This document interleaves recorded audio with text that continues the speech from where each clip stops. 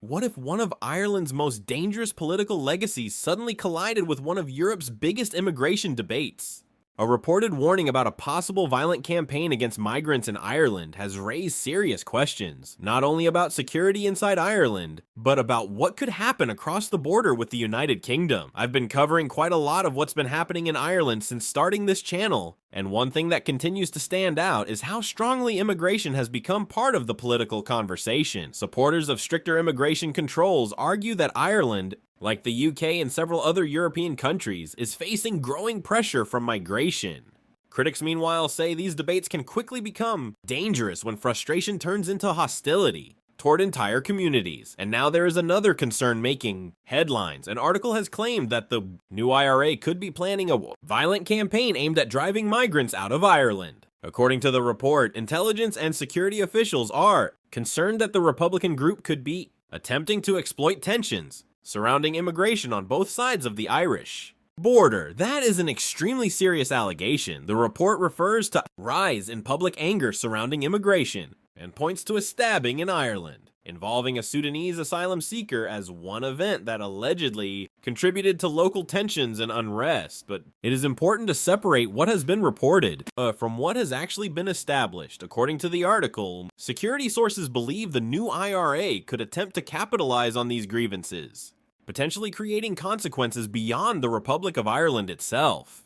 One concern is that if migrants were threatened or forced to leave Ireland, some could attempt to cross into the United Kingdom, particularly through Northern Ireland. That would immediately create another major problem for British authorities. The report also refers to a video that appeared on social media in which an unidentified man allegedly issued threats against migrants while claiming to speak on behalf of the IRA. The message reportedly included an ultimatum demanding that migrants leave, along with references to the history of the IRA and the troubles. Those claims are particularly alarming because of Ireland's history. The real IRA emerged from a split with the provisional IRA in 1997. According to the source material, the real IRA later became associated with Republican action against drugs before the formation of what became known as the new IRA in 2012. The group has remained associated with dissident Republican activity, and the reported use of social media to promote its message adds another modern dimension to an old political conflict. The biggest question now is whether these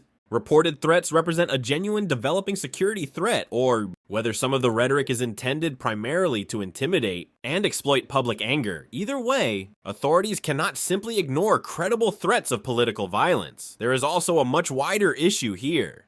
Immigration can be debated, government policy can be criticized, border controls can be questioned. But when political frustration turns into threats against migrants or any other civilian population, the consequences can become far more serious. And because Ireland shares a land border with the United Kingdom, any major escalation could potentially have implications on both sides of that border. So the story is bigger than immigration alone. It involves Ireland's complicated history, modern migration pressures, dissident Republican groups, social media radicalization, and concerns about security in Northern Ireland and the Republic. The claims in this report will need to be carefully examined by the relevant authorities, and any genuine threat should be taken seriously without allowing unverified claims to create unnecessary panic. But one thing is certain: Ireland's immigration debate has entered an increasingly tense period, and the possibility of political violence makes that debate even more serious. So what do you think?